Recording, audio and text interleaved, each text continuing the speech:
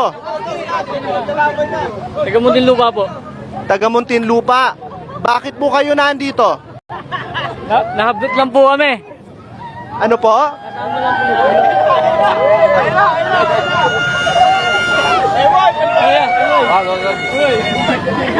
Wala, hindi pa mapagsalita yung mga yan. Nagugutom pa.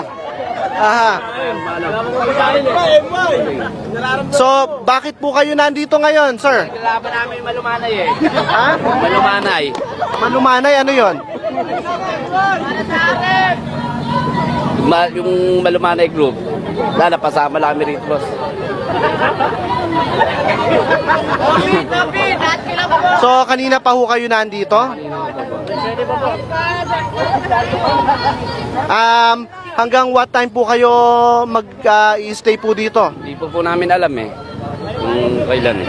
Alam nyo po ba na ito po ay laban kay Sara Duterte?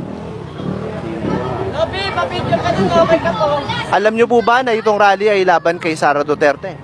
Hindi ko po alam, bossing eh. Ah, hindi nyo alam? Ay, ba't po kayo naandito?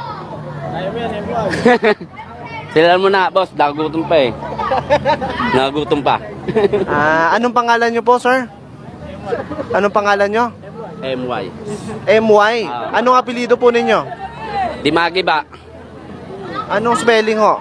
Dimagi ba ho? Dimagi ba? Ilang taon na ho kayo? 26. Sige po. Thank you very much po. So, kayo po, bakit po kayo naandito ngayon?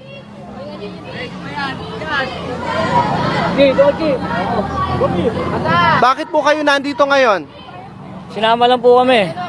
Aha? Sinama lang po kami. Nino? Kung ano namin, kagawad. Ng inyong kagawad. Alam nyo po ba na ito ay laban kay Sara Duterte? Hindi po. Hindi po.